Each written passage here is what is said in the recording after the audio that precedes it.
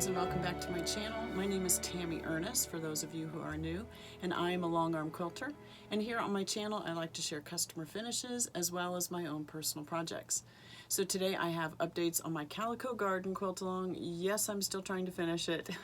And then I have a whole stack of quilts here for you today. So I am coming to the very end of my Calico Garden sew along with Lori Holt. I'm so excited. I'm just about there. So if you've been following along, this is Lori's Calico Garden quilt along. She has finished and moved on to the next one, and I am still working on this one. But I have some more blocks done, and let me show you the ones I have done. The ones I finished were, oh, I thought it said the week. I don't know, the very last week of the quilt along. So it should have been finished in May, but I'm getting there. All right, so these are all the apple, peach, plum, pink cherries, pears, all of those. So let me show you the ones I have finished first. Completely finished, I guess. So this is, and I had to label them to be able to keep them straight. So this is the peach block.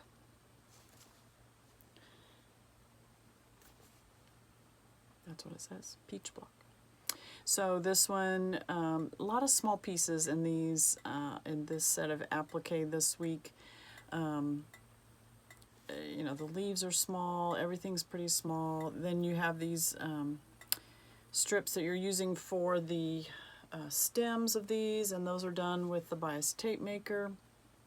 I had all of those done ahead of time, so not that it took very long. The little toppers to the strawberries, those are pretty tiny. And I had some poke through, and at this point I'm just ready to be done. So I didn't do too much going back and, you know, restitching it, or I kind of tucked it under with the glue and then did my applique. So I do machine applique. You've heard me say that many times. I do machine applique. I use a monofilament thread on the top and a regular white Orfill in the bottom, and go around all of the pieces. That way I don't have to change thread color. So that's the peach block. The next one I've finished. This one is the pear block. This one has some cherries on it too. I like this one. I like the little different orientation of the pear. And I like the fabric on the pear. I think that one's really cute. Nice big cherries. So that one is all finished. Then the other one that I fully finished was the apple block. Now if you notice these little pea pods, I do not have my buttons put on there yet. I plan on doing an edge-to-edge digital design when I put it on the long arm. And so I don't want any buttons or anything on there. I will add all of that embellishment later. So you can notice a lot of these blocks this week have the same designs over and over. A lot of pea pods, a lot of strawberries, a lot of the little apples on different ones. Now the plum one, the same shape again as the apple. I like that purple fabric. Lori does say that she has these offset a little bit because there's some little embroidery stitches that go there later. And this one I have the plum applique, I have the pea pod, the top pea pod applique. The other three are just glued down. I did not get a chance to finish those, but they won't take very long. It's just one time around, super easy. So for like this plum block, to do this all in one go around, so I didn't have to stop and start my monofilament a lot. So basically what I did is I started over here on this leaf, and I went up around that leaf, up around the stem, up around this leaf, then I went all the way around the fruit and ended up so I could do it all in one pass. And that's the way I did all of the blocks like that one. And then the last one that I put together but did not get a chance to finish the applique yet is the pink cherries. So notice this one. We had one that had the red cherries on it. This one. Just a tad bit smaller are the pink cherries. This one takes a little bit more stopping and starting, or at least back stitching, just to go around it all in one pass. Now for the strawberries up here, how I did these in one pass is I would start on one corner of the little topper, and I would go along the bottom edge of the topper around the top, do the stem. I would backstitch, not backstitch, but I put it so that it works backwards and then go again over the top of it. I can do that with monofilament thread because you're not seeing my stitches. If you were doing a colored thread, it would be a little more difficult because you're going to see each one of those stitches, but with monofilament you really don't. So around the bottom of the topper, up here, and I go around the stem, back a little bit, and then on around, and then do the rest of the strawberry. That way I could do it all in one pass all through there. So those are all the little fruit blocks that I have done this week. So I was looking back at the picture itself to see if there were any blocks that I did not have done. So here you can see the ones that I just showed. They're all joined together right in a row there. I have everything else completed except the vegetables right down there. I skipped over those one week because I didn't have time to finish them, and I've not gotten back to those. And I do believe I have one other flower that I didn't finish. It was one near the beginning, but off the top of my head I cannot remember which one it was. Anyway, so I only have 2 blocks yet to finish. I have not gone through and trimmed all my blocks to the correct size. I'll do that once all the applique is done. Then I can go through her blog and figure out how big each of those blocks needs to be, and I can trim it up. I do have some of the Calico Garden star blocks, whatever they're called, to finish up. I did do one this week. I did the orange one. And man, does this make me feel like fall time. I know I started this way back January and have worked on it through the springtime, and have enjoyed all the pretty colors with the quilt along, but doing this orange one this week really makes me kind of excited for fall time. So you notice that the center circle is not done. I have not done maybe just a couple of the appliques of those yet. I haven't finished those up. So I probably only have about half of these blocks done. They go together really quickly, and even more quickly if you do them more often so that you don't have to go back and watch the directions each time like I had to again this week. But actually I was pretty excited to get back to piecing. Been doing so much applique that it was just nice just to do some straight stitches and just do the piecing. That was a lot of fun. So hopefully soon I'll be able to finish up those last 2, start trimming my blocks and get them all put together, and then you can tell I got some borders to put on. It looks like there's some sashing between all of these outside ones. There is an inner border and then the obvious larger outer border there. But I'm getting close, getting so close. I'm so excited. So that's all the progress I made on my personal sewing. I did have a viewer contact me and need help finding a pattern. So I am going to bring that to you because I don't know the name of this pattern. Let me insert a picture of a quilt that she saw when she was in a shop in Tucson, Arizona. She said the shop did not have the pattern and they thought maybe it had come from an Australian magazine, but she's not been able to locate it. So I'm going to insert a picture of her picture of the quilt first, and then we can talk about how you can help us with this.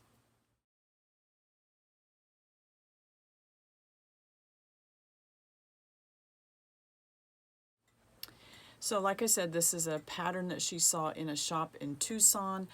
The workers at the shop did not know where the pattern came from and thought maybe it was in an Australian magazine. So if you are aware of the name of this pattern, the designer of this pattern, of a magazine that it came in, if you could put your information, either email me directly or just put the information in the comments below so that we can help out this viewer find this pattern. It is a cute one. I really, the houses and the hearts, it wouldn't be terribly difficult to figure out. You've got the pinwheels in the middle. I'm looking at my own little printout of it here. You have the pinwheels in the middle. I don't think it would be terribly hard to figure out, but I don't want to take somebody else's design that's already worked on it. So if you could help us out in that way, I would sure appreciate it. And that's all I have for my personal sewing this week. So let's get started on quilts now.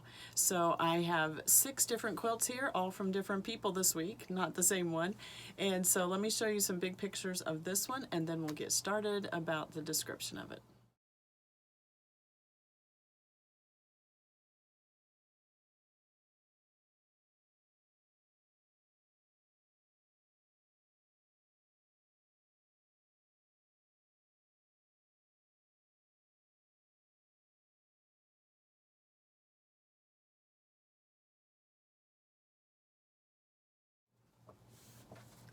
So this quilt comes from Peggy, and this is one of my mail-in clients, and this is actually a free pattern on Fat Quarter Shop.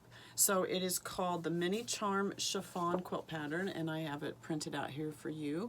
But you can go to the Fat Quarter Shop. I'll link this down below, and you don't even have to put in your name or anything. You can, all you have to do is hit the download button, and you can have it right there and print it out. So the nice thing about this pattern is it comes in, they have the instructions for this baby quilt size. This one measures 63 by 63. So a little bit different from the pattern here. The baby size on here, or the crib size, measures 36 by 36.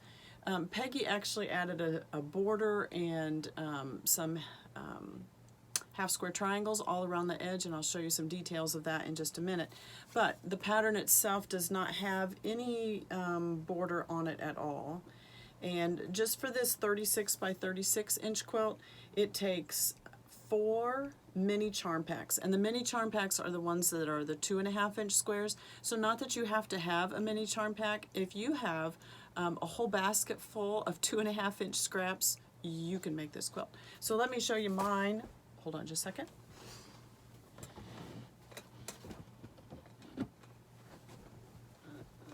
Obviously, I could make this quilt many times over. So this is one of my baskets that I have scraps in. I have a little tag that is getting worn off that says 2.5 inch strips. So when I am finished with a quilting project, and this sits right underneath my cutting table, my ironing station, it's all one unit, and I can just remove my cutting mat to get to my ironing part.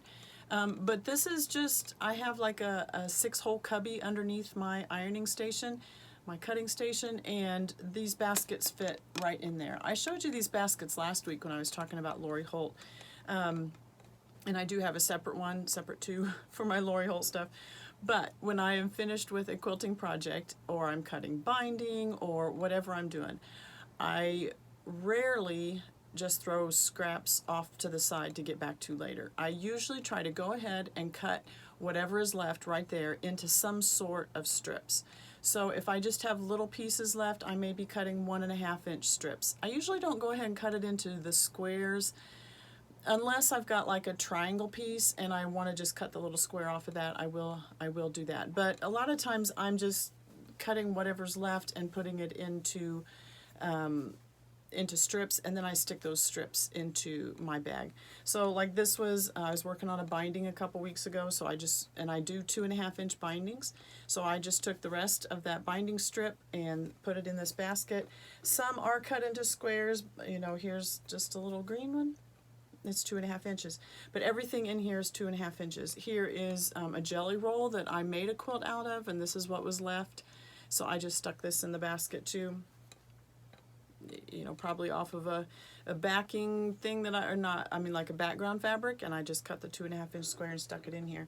So this is a great way, just so that you don't get those piles of scraps laying around. Just when you're finishing up a project, go ahead and cut whatever size. I have 1.5, I have a 1.5 inch basket, I have a 2 inch basket, I have a 2.5 inch basket, then I have a 3.5 inch basket.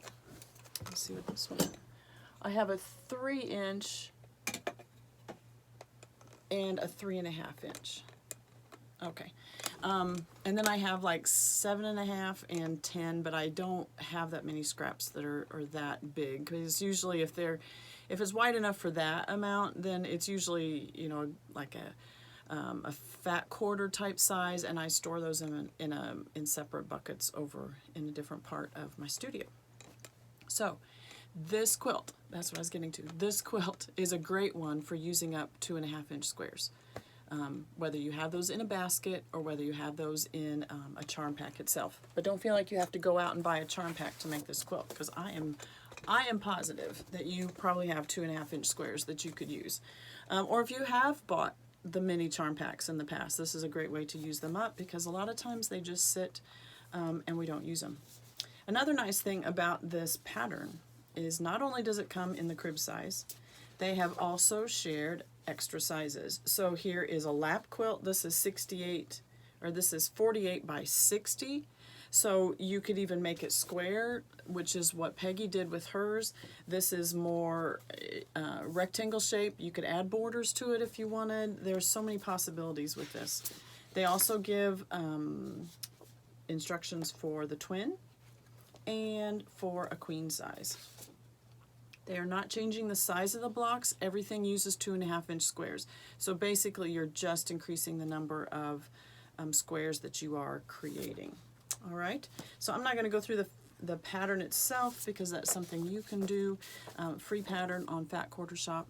But Peggy did this one, and she says she did use all scrappy from her stash, I'm assuming. And you can see how nice that looked. And then let's talk about how she added a border. So she did add, it looks like, I don't have a ruler here close to me. It looks like maybe a 3.5-inch border that she's at, and I like this nice aqua teal print there. And then you can see what she's done all around the edges. She has just, again, used her scraps and created half square triangles, and then put those all around the edge. All right. A nice, continues the scrappy, but a little bit different from the inside. You can see she has adjusted a little bit for different lengths. Not a problem at all. And then she has one, let me see, her white prints are not all the same, so I'm assuming she's used all scrappy stuff from her stash for that. You could use it all the same white background print. And I believe, at least for the crib size, it only takes 1 yard of a background print. And I was just looking real fast. The background print, some of them you're going to cut into 4.5-inch squares. Some of them are 2.5 by 4.5-inch rectangles. So you'll need more than just a charm pack for that. You will need either 2.5-inch strips that you can cut 4.5 inches, or and for some of them you're going to need 4.5-inch squares. So those won't be able to come just from a charm pack. All right. Now her half square triangles, those look like, again, I did not bring a ruler over here. Maybe 6-inch squares. They're pretty big, and those don't have to be cut to size. You can I like to do my half square triangles 2 at a time, and we've discussed that before, where you lay 2 fabrics right sides together and you sew on either side of the diagonal. You cut on that diagonal there and press both open, and then you would have 2 of the same type of block, and then you can cut them to the size that you need, honestly. Whether that's 5.5 or 6.5, if you want to do your quilting math and figure out how many would fit on a certain side for your border, you're welcome to do that. Or just when you get to the end, make the adjustments. This is your quilt. You do what you want. All right, so the background, the backing fabric is a really, really cute.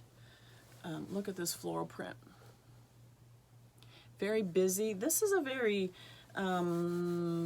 silky feel fabric, and the selvage edge of this said it was by Russ Duerkson, Duerkson, for Elizabeth Studio. I was not able to find a link for this, so I would search on Etsy, or I don't know if it was done, you know, something personal made. I really don't know the story behind that, but it's a very nice wildflower print. If you know, I know I have viewers out there that can find this stuff for me, or you've seen it before. If you know where this is available, just send me a comment or an email, and I'll be sure to pass that information along to everyone else. But I like how this incorporates all the colors, incorporates it's a different look from the front, which we talked about that before. I kind of like that, the contrast, and but incorporates all the colors and the floral feel to it, because Peggy did ask for the Dave's Sunflowers Pantograph. And let me see if I can get in close enough that you can see that. All right, so this is a nice pattern. It nests well together.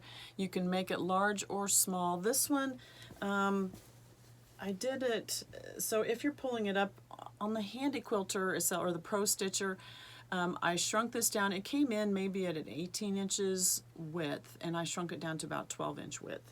And that's 2 sunflowers, so I would say each sunflower is about 6 inches.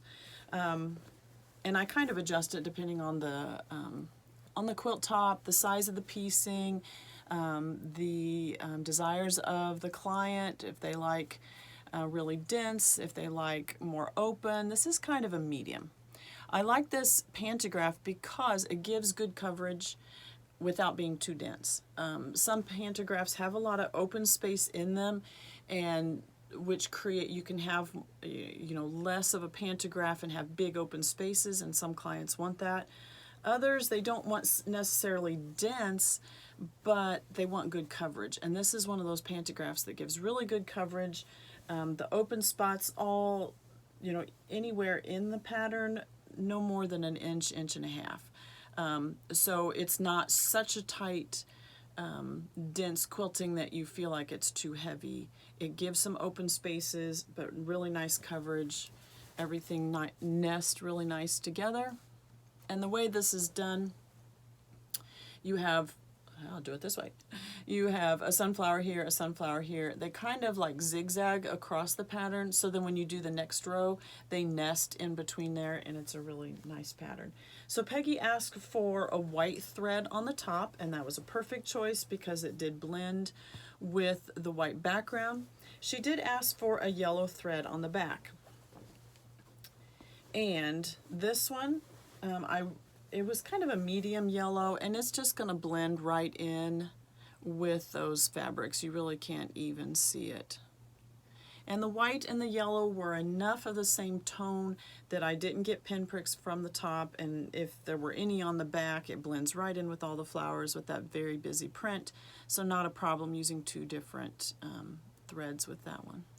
All right, so when I use a yellow on the back, I did have to wind my own bobbins.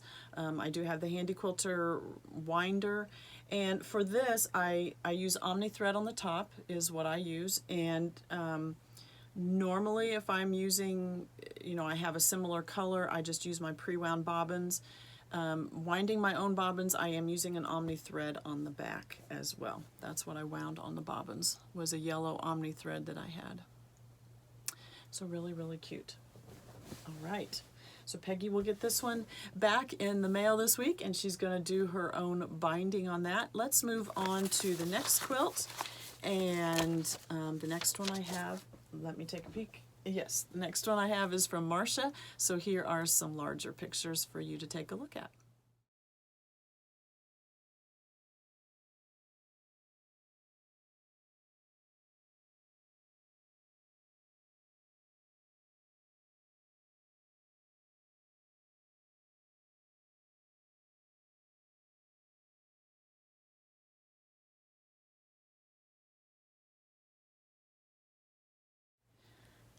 Marsha's quilt is made from a batik line. I do not know the name of the batik line. I like this one. I like the blues. I like the darker blue with the lighter blue print, and then the lighter blue with the darker blue print. Feels very, like most batiks, they kind of feel like a watercolor type feel, and really, really cute. So the background fabric that you're seeing is a white with a very light blue, even lighter than this. It's a light blue swirl print on it. I'm assuming this is all the same line, but I really don't know that. This is a pattern from one of the 3-yard quilts done by Donna Robertson of the Fabric Cafe. If you have not done a 3-yard quilt, which I have not, but I have long arm quilted a ton of them, these are a quick win for you. Just 3 yards of fabric is all you need for the quilt top. And nice patterns, they come together quickly, nice sizes. This one measured, did I write it down, 53 by 63, so a nice throw for the couch, just to throw over the back of a chair, just a nice one to have around your living room. They go together really quickly. This came from Donna's book, Fast and Fun, and I'll link that down below. But she has probably half a dozen or more booklets out, all with 3-yard quilts, all with different patterns. And I didn't look up the name of this one, but it is in that Fast and Fun book. So I love the quilts, or I love the fabrics in this one. For the background, she chose a blue, like a sky blue. This is not a batik, this is a cotton. Kind of a mottled type blue. It looks really nice with the top. And Marsha chose the lemon peel Pantograph. This is one I featured a while back, as this is a new Pantograph into my studio that I had purchased several months back, and just really liked the look of this one. And Marsha saw it in my newsletter and said, that's the one I want on this quilt. So we chose a light gray thread. It blended really well with the top and the back. I used a gray on the back as well. I like this lemon peel. It's just a fun, so you can kind of see how, let me get it in a little closer so you can see. So, you know, like leaflets that just keep swirling back. There's 4 or 5 of them in a bunch right here. So 1, 2, 3 of them. Actually, so it comes in like this, and it does 1, 2, 3 little leaflets. It comes out of that one and then does 1, 2, 3, and then on to the next one. And nest together nicely. Just a fun, without being overly floral, without being overly leafy. I don't know if that makes sense. Kind of a good combination in between the two. So just a nice petal effect without being the stark leaf print. It went well, really well. Even, you know, you can see in the fabric how it's more the, you know, just the small little leaf or sun print type things. And this lemon peel kind of mimicked that one. And the light gray thread looks really nice. It blends really well. Here you can see that backing fabric. It is more of a swirl with a very light blue, grayish blue print to it. All right, let me show you the back. Maybe we can see the lemon peel a little bit better. You can see it there. Again, a nice one that nests well together. So here's one row across the top, and then the next row down below that nest in really nicely. Just a nice soft feel, like I said, without being overly floral. Just kind of a classy, summery feel to it. This is a really nice one. So if you need some quick wedding gifts, this is a great, these 3-yard quilts are great for that. Pick up one of those booklets. Usually, from what I've seen, the booklets contain 6 to 9 different quilts. You could knock out a lot of yardage for that. I don't know if you're like I am. When I go to find some yardage in my stash, it ends up being I only have a yard or 2, which isn't enough for a backing fabric. Sometimes for other quilts you need a little bit more, so this is a great way to use them up. Just those 1-yard pieces, all you need is 3 different ones, and find one of those booklets by Donna and get those projects done. So that's a really nice one. All right, let's move on to Anne's quilt. I'll show you some pictures and then we'll discuss it.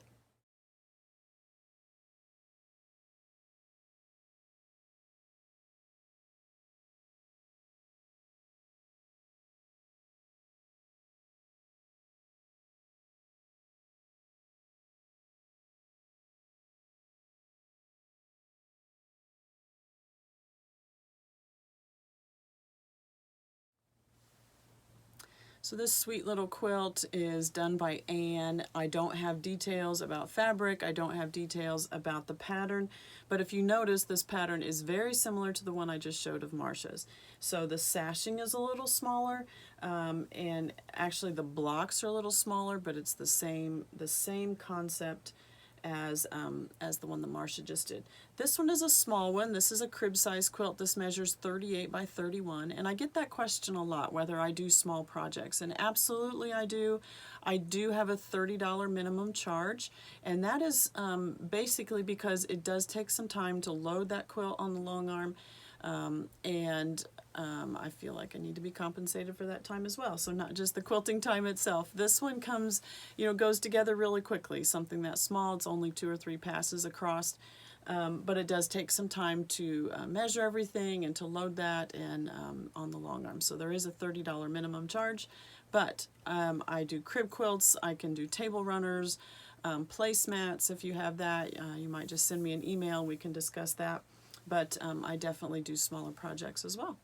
So this one, very floral fabrics, you know, the yellows and pinks and blues with the solid blue sashing on there. And then the background is the same solid blue color. Now you can see really well the pantograph on that one. And let me just get it a little closer. This is the espresso pantograph. I've used this on a bunch of different quilts. This is such a classy design and works so well on so many types of quilts. So the reason I chose it with this one, with the front fabrics being very floral, a very small scale floral print, I just decided this one didn't need more floral. And so, but I wanted to keep that similar dainty feminine feel, so I did go with the espresso. This is lots of tight loops. If you are a hand-guided quilter, again, this is one that you can just practice over and over, whether you're doodling on paper. And that's a good hint. When I was first learning hand-guided, my machine now is digitally done, but when I was first learning hand-guided, you have to learn that muscle memory. You have to build that into your brain of the smoothness and build that muscle movement into your brain so that it's a smooth transition as you're doing. When you're practicing, it's really good to doodle and doodle and doodle, but there's a trick to it. Don't doodle with your pen. This is not a pen, but you know, don't do it this way, because that is not how you are long arm quilting. When you are long arm quilting, you're holding onto the bars this way. So if you are practicing doodling hand-guided patterns, I would hold your marker this way. I a lot of times would work on dry erase boards and hold the marker like this, just like I was holding my handles. And I really only practiced with one hand, not necessarily two, even though you're holding on both hands with that. But practice your muscle memory holding your pencil this way, because that is what you're doing at the machine. So you can practice that on a dry erase board, you can practice that on paper, you can do it when you're sitting at the doctor's office or you're riding in the car. Just practicing those movements over and over so that they're in your brain. Work yourself into a corner and work yourself back out. Those are things that you need to be able to do when you're on the long arm, because you get to a spot and you don't want to hesitate and you know, where do I go now? But just work out those details when you're not at the machine, when you're working, just doodling all the time. Again, to save time in your studio, I would do this practice not during your sewing time. I would be finding it in the margins of your day when you're waiting at a stoplight, you know, or don't check your phone, pull out your little drawing pad, and you can even have a small dry erase board. And you've got 2 or 3 minutes that you can be practicing that design. Have a pad of paper with you when you're waiting in the doctor's office, or you're waiting on a child at a ball game, or picking somebody up from school, something like that. That's when you need to practice, so that when you have that hour or two in your studio, you can actually be doing sewing and not your practice time there. Now, with practice time though, I was one of those, when I was first learning hand-guided,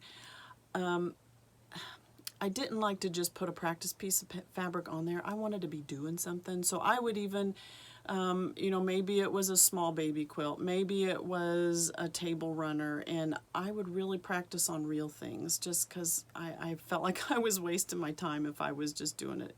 Not that I never practiced on practice fabric, but I just wanted to be doing something real per se, and so I would practice on table runners or baby blankets that I was going to be, baby quilts, not blankets, crib quilts that I was going to be donating somewhere. It's just practice time. The baby's not going to care, but that's how I got proficient at that. This is one of those designs that if you practice as a hand-guided, you can do. The swirls are very tight. So, you know, we're coming in, we're staying real close and swirling back out. I mean, you could do it right on top of each other. And what I mean by that is, you know, you can come into this swirl, this one goes out just maybe a 1/4 of an inch or so. You can always back stitch right back on top of the line you have. You can come in and give it just a little 1/4 of an inch there. You can even come in and do a bigger swirl out. It gives it a different effect, but you're doing that same hand motion. You're just doing a little bit different effect, and it gives it a little different feel each time. Another hint. This one doesn't do it, but as a hand-guided quilter, if you're coming out and you cross over and then cross back, it gives it a ribbon effect. It feels like that like a ribbon, like it's, you know, laying this way and then it flips over another way. It's a real cute design you can do hand-guided. just by crossing over the line, giving it a little bit of space on, you know, on one side of the, so if I was coming here, crossing over here, going, echoing it a little bit, crossing back over and echoing it on this side a little bit, and it gives it a ribbon effect. And that's a fun one too. But just practice if you're hand guided. If you are digital like I am, this is the Espresso Pantograph, and I will put the link down below. This one can be made large, small. I've done it on queen size quilts. I've done it on small ones like this. I did use a cream color on this one. It blended well with the front. Adds a lot of texture on the back. All right, so that's Anne's cute little quilt, and let's move on to the next one. So my next one right here, let me show you some pictures and then we'll talk about it.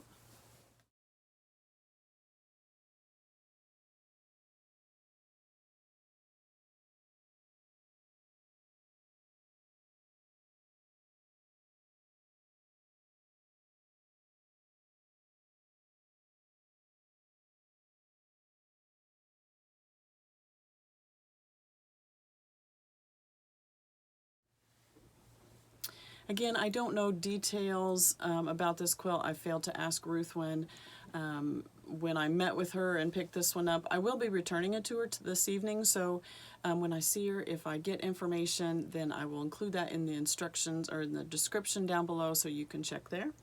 This one, from what Ruth said, is going to be either a donation or a raffle or something for a benefit that they are doing soon, and which I think has to do with motorcycles.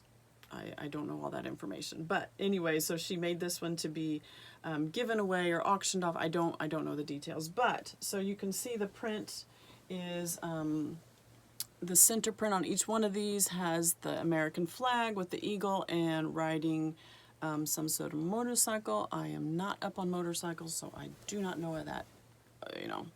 Sorry about that. The sashing on those blocks, we have the blue star and the light and the red polka dot.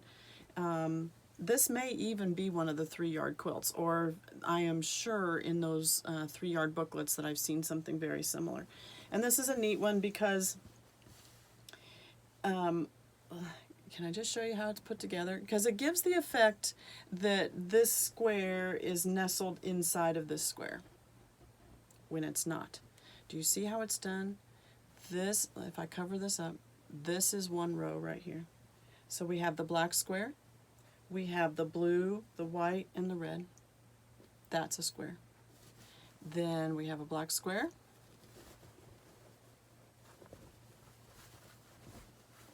And then we have the red, the white, and the blue. So this is a square. This black one is one by itself. Then on the row below that, we're switching that. So the blue, the white, and the red, it's the same block as this one, but now we've turned it this direction so that when we match these rows up together, it gives the appearance that this is a sashing around the black block. So this black block is joined with this one going horizontal, and that gives the effect that it's nested up inside of that other one. It's a really cute effect. Really, really cute. Let me put it back up here so you can see the overall design. So do you see how it looks like they just nest inside of each other? But that's done in, it's done in the rows. So this one, the rows are done horizontal, and then on this one, that block is turned vertical. Really, really ingenious, really nice. There is so this one needs to be put out on a design wall or needs to be laid out on the floor as you're doing it, because you want to make sure you've got, the blue all around this square and the red. You want them to make sure they're in the right spots. On the back is this motorcycle print. This is directional, so I had to make sure when I loaded it on the Longarm that I had this the direction I wanted, because my pantograph is also directional. This is the Stars and Bars pantograph, and I showed this a couple weeks ago on a Quilts of Valor quilt. And this is the one that Ruth chose. So because the backing fabric was this way, I made sure that when I loaded it on the machine, I was also doing the pantograph in that same direction. I did this in a gray thread, a light gray thread, both top and bottom. Now, if you are pulling this up to, if you're a digital printer and a digital long armor and you're pulling this up, when you first pull this in, you have to notice that this line will be right up on top of the other one. That's the way it was put. It was done by the designer, that when you repeat the lines, it puts this one right on top of this other one. And that's not the way you want it. So you need to increase your gap between these two, between the rows, so that you get a similar size here as you have inside the pantograph itself. So just a note there, if you're working on that as a digital long armor. So the gray, even though we've got white around the edges, I felt the gray blended better with all of the darker prints. And especially with these, you know, the American prints, I just like the gray better than a white. I think it goes well with the whole feel of American quilts. Really nice. All right. Stars and Bars. I'll link that down below. And that is Ruth's quilt. And really, really cute. All right, let's move on. My next one comes from Mary. So we are going to do a couple of Christmas quilts. Christmas will be here before you know it. So no. Before that, I do have one from Susie. You can just barely see the airplanes, and we'll talk about that one real quick before we move on to the Christmas ones.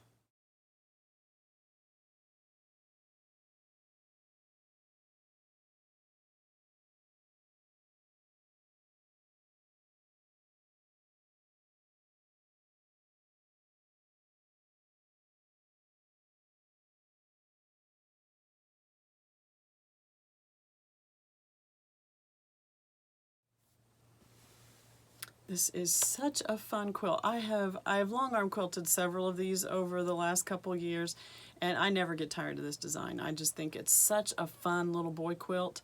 And this is Susie's quilt, and I know she's making this for a family member. And this is the Aviator pattern, and the designer skips my brain right now, but I will put it down below. Aviator is the pattern. It's such a cute one. And I do have a link for that one. And I love this fabric line as well. It is all airplanes and adventure and browns and blues. Just so fun. So let me get in a little closer and let me show you that fabric. Adventure, Discover. It's just such a cute fabric. And then match that with this one that's got all the airplanes on it, and then you've got the brown and the blue ways there. It's just so pretty. And so that same, here's the airplane print but in a blue. This one's a little bit bigger, airplanes flying and things, but then you have the same. She's just mixed and matched all of the different fabrics in the different airplanes. So here we have the Discover, but it's in a brown, along with the more, what appears that they're flying.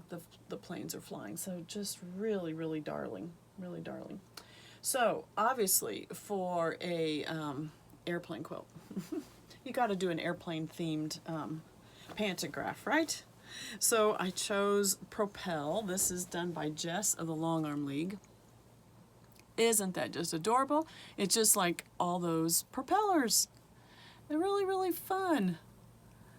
This is great. This is a nice pantograph. It looks probably a little more complicated than it is. You can see it does do some over stitching as it comes around, so that's why a little bit of this is a little darker. You're not going to notice that. You wouldn't have noticed it unless I pointed it out to you. But it does, to travel, it does stitch over the same lines, but that's all in the same pass when you're doing it. So it's not like I'm trying to do the next row and it's got to go over those same lines.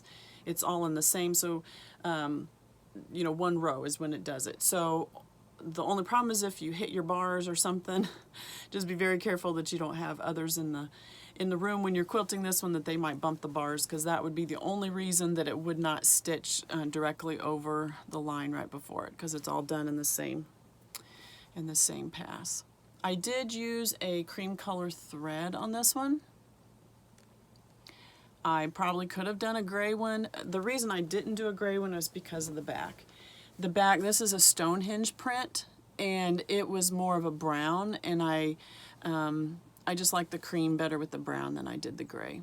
The top could have used a gray, I think, as well, because there is some gray in it, but with the backing fabric that she chose, I felt that the cream print worked better.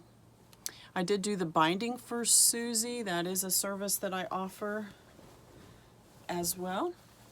And I tell you, this Stonehenge fabric line, I'll link that down below, like butter to put a binding on. It was so nice. If you're using cheap fabric, sometimes the binding is just a bear to do, to get your needle in and out. And but with this is nice quality fabric, and that needle just like butter all around the edges.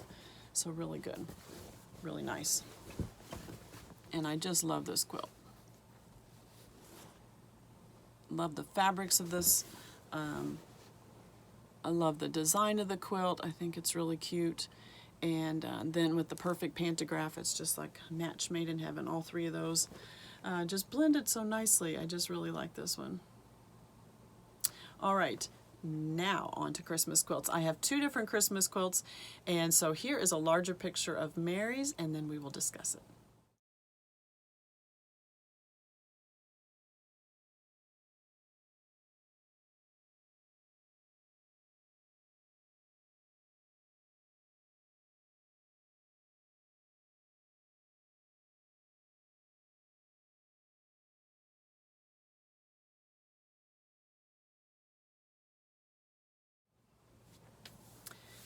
So pretty. Oh, last week we had the fall ones with the Georgia Bulldog one and the Peekaboo Pumpkin, and look, we've already moved on to Christmas this week.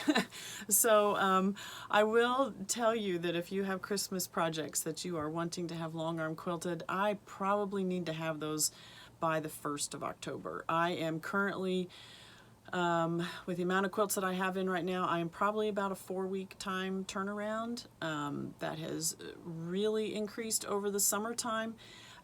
Beginning of the springtime, I was probably at a 2-week turnaround, but you guys are prolific quilters and have been sending me a ton. So right now I'm about 4 weeks. So if you have projects that need to be done for Christmas, if you have them to me by October, then that gives me the full month of October to get them done. Even, you know, I would even say into mid to late October, I probably still could have them done. It's just going to depend on how many I get. So to be guaranteed, I would say October, mid-October, and then if I still am at a 4-week turnaround, even by the end of October, I could have them back out the door by the end of November, and that gives you a little bit of time to get binding on them or get them mailed to where they need to go. But this year, I've not always been that way, but this year it may have to be an earlier deadline. So just be thinking about that. I'd love to work on them for you, and I just don't have enough hours in the day to do everybody. So I do need you to have those to me probably mid-October to get done by Christmas delivery. This cute pattern, Mary is a local to me, but this is the first time I've done any long arm quilting for her, so a new client. This pattern is called a Poinsettia winter quilt. That is by Jason Yenter. Jason runs the company In the Beginning Studio. He also has In the Beginning Fabrics, and this fabric line is no longer available through him. It's not being printed anymore, so you may have to find it either in a quilt store or on Etsy or something like that. The name of this one is, I want to say Winter, Poinsettia Winter? Maybe that's the name of the fabric line as well, Poinsettia Winter. This was originally done as a block of the month back in 2019, and I'll link his website and things down below so that you can see the pattern. I'm sure the pattern is still available. It may just not be the exact fabrics that Mary has used in hers. He does have a new Christmas line out that is called Winter Blooms, and it is available in Fat Quarter Shop. Very, very similar to this. Has very many of the same like plaid type prints and some greens and some berries with the reds and the poinsettia. So you may be able to make the same quilt, just not with the same fabrics, but his other line is very, very close to this one. And if you notice, so this one has a center medallion, and then it has the Christmas trees surrounding it, so each facing towards the middle. And those are done not one piece. If you can see, those are like 6 different pieces of greens, and you're using other fabrics, other white fabrics on the sides. I have not seen the pattern, but what I'm assuming is you're almost joining it like you do, you know, like a half square triangle type thing, but then you're folding it back and you have different lengths of the white on the edges. Anyway, so you have the center medallion, you have Christmas tree blocks, then you have another very similar to the center medallion on the corners. Then you have a poinsettia block around the outside, you can see that. And then there's another border around the edge. Let me show you. This border is done with the fabric, and this is the fabric that he has developed. So this from here to here is a border print. Really cute because you get that swag effect right there. Now you can see this is a pieced block here, and gives the same sort of feel, but you know, a little more angular. But then you can see how it turns the corner with the star block here, and that is a border around, but those are all pieced. And then this one on the outside is a fabric print, poinsettia print. Really nice. Then the backing fabric is so pretty. This one is directional as well. There are some cottages, winter scenes in each one within the lattice work there. So this was directional. Not that the quilt itself was directional, not that that made a big deal. And even the pantograph that I chose for this one, it's not directional, so it was not a problem in how this was loaded. It was going to look the same either direction. So taking the inspiration from all the poinsettias, in the fabric, I chose a Poinsettia Pantograph. So you can see it right there. It's going to be hard to see it on the backing fabric as well because it's very busy, but you can kind of see on different spots. So it's a poinsettia, very much like this one where you have an inner set of leaves and then an outer set of leaves. That is what this pantograph does as well. So I can do this very well. You got an inner set of leaves and then an outer set of leaves. I made them very similar in size to the ones that were in the border print. I did use a light cream color. The background of this is a light cream, almost a white is what it looks like on camera, but I just chose the thread that would blend with that quilt top. And the same on the back. The same cream color thread. It goes this way so those houses aren't standing on their side. But very, very nice. So all work together as a theme there with the pantograph and the backing and the front. Just a really cute quilt. So I will link everything I can find about Jason Yenter and any places I can find where you can find his patterns and his fabric. Again, his studio is called In the Beginning Studio. Very whimsical, very light, very airy. Feel to his fabrics and things. A new designer to me. I was not aware of him before, and so really some really nice stuff there. All right, I have one more Christmas quilt, and you're going to want to see this one. This one is a doozy.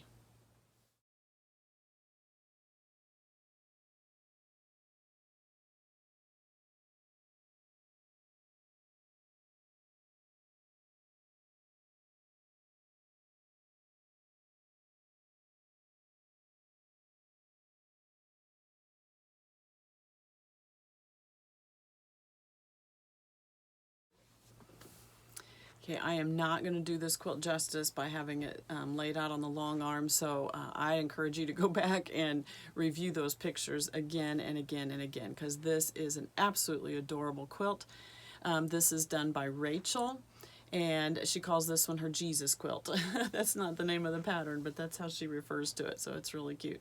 So the pattern is called Starry Night, and this is done by a company called So Kind of Wonderful. Wonderful website. I will link it down below. You've got to go look at all of their other patterns and things. This one is just adorable. So to make this, quilt, you are using one ruler to create all of these curved pieces. It's called the Wonder Curve Ruler, and incredible. I absolutely love how ingenious the designers were to use one ruler with all these curves, and by turning it different directions, you are getting all of these animals and people and buildings and trees. It's just wonderful. Isn't he just the cutest? This little, I assume, what is he, a donkey? I'm assuming. So, even for the star here, I know you can't quite see with the yellow, even the star is created with that curved seam right there.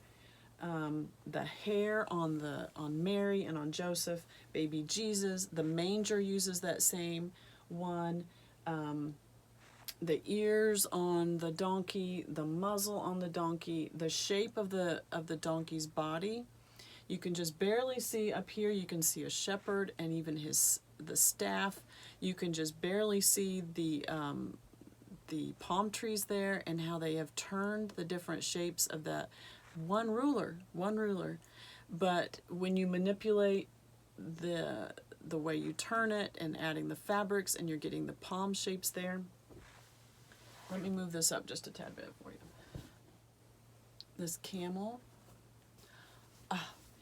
And Rachel's choices of fabrics were spot on for this quilt. So for the camel, we have some batiks that are very bright and rich feeling, and just the Arabian feel to them, and then the batik brown for the camel.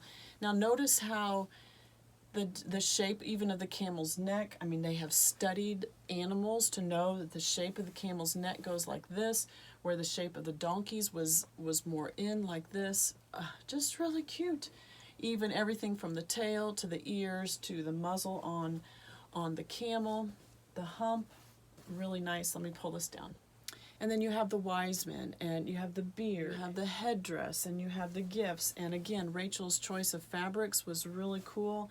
The wise men look very wealthy, look rich, look at the gifts they're bringing, how she's changed the fabrics to match those. Even the shiny print, she asked me if that was one that could be stitched through. I did, no problems at all. But then when you got up to the Mary and Joseph, how it's more of the, let me pull that down. You know, the fabrics she used for Mary and Joseph, more subtle, more peasant type feels. And then even you can just barely see the sheep up there. Oh, you have to go back and look at the pictures of the sheep. Just the puffiness of him. The Bethlehem buildings at the top.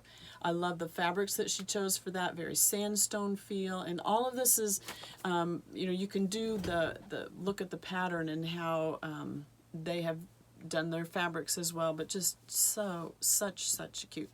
Now, if you're wanting to do this pattern, you can go onto the So Kind of Wonderful website. You can just buy the pattern, and I know Rachel learned it. I don't know if she watched videos or anything. I know her cousin Marsha, I've got one coming, same type of quilt coming from her soon. I don't know if they watched videos or if they just did the booklet, but they have the booklet and they were able to learn it from that way. The website does offer, there is a video course you can purchase along with the pattern if you would like. It was like 8 hours of videos that they would help you, walk you through making each one of the pieces. And if you do that part, there is a free coloring book as well that is meant to help you choose your fabrics and to choose, you know, to try out different designs and things like that. I'll link all that down below. The size of this quilt is 84 by 87. It is a very large one. They do give lots of options. Say you want just a table runner with Joseph and Mary and baby Jesus, or maybe you only want the Bethlehem scene, or you only want the wise men, maybe a wall hanging. Maybe you do it all in different parts and use those as decorations at Christmas time, just in different parts of around the room, or, you know, in different parts around your house. I mean, just they give lots and lots of options for there. This is only one of the patterns they have available. They have other type of rulers. There's another quick curve ruler, a little different from the Wonder Curve ruler, but they have tons of patterns that use those rulers. Just very ingenious and a really fun website to go to. So I will link all that down below. So let's talk about the Pantograph. So sometimes you will see this as done as custom quilting, and it is beautiful. Rachel didn't want to do that, and I don't do any custom quilting anyway, so she would have had to take that to somebody else. But I chose this one. This is called, did I write it down? This is called Curly. Very similar to spiral rings that I used last week or the week before on like a Starry Night type one. This one's called Curly, and I thought this one went well with the animals on there, with the sheep and the donkey, even the whole feel of the desert or Bethlehem, and just kind of feeling like maybe the sand is blowing around, or the camel. I just felt like it just really blended well. So this is called Curly, and let me pull this up so you can see it a little bit better. You can see it on the white. So this about fist size is how it's done. This one actually, when it curls in, a little different. I mean, these all very similar patterns, but this one actually curls in and makes a circle. You can see that, how it's making a circle there and it's making a circle there. So a little different from even the espresso one that I showed earlier that was just the swirls. It did not create the circle with that one. But very, very similar in movements. I like the tightness of this one. It gave the effect of, you know, like a tail curled, or even curly hair, or, you know, whatever. I just thought it went really well. I did use a very light cream on this one. It appears white. This is a white solid print here. I did a little bit of a cream color, not white, just because we had so many other colors as well. And sometimes if you're using white, while it blends really well with the white, it kind of stands out a lot on these colors. And so I feel like a cream color, even a lighter cream, it's not a yellowish, it's just a very light cream. And I have several shades of cream, going from white all the way up to more of a tannish. There are several shades of cream in there that you can do, just depending on what we're matching it to. But with the cream, it just blends in with the colors a little bit more, and adds more texture. Rather, I mean, if you're in close, you can see the color, but from far away you don't. And then the cream blends with the white as well.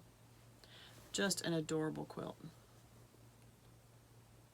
Really, really fun. Just and the use, you know, curved seams are scary to some people, and from what Rachel and Marsha have told me, that this is a very very pleasant put together and not frustrating at all, and so you'll want to check that one out. But so fun. And like I said, I'm picking up one of these same ones from Marsha today when I return some other quilts, and so I'll get to do 2 of those in the same short span of time. That'll be really fun. All right. And that's all the quilts I have for today. And if you are in need of long arm quilting services, I hope you'll get a hold of me. Down below in the description is my long arm prep and quilting instructions on how you can get your quilts to me. And I hope you're making time to quilt every day and moving the needle along. Doesn't that work? All right, and I will see you back here next week, because every quilt is worth finishing.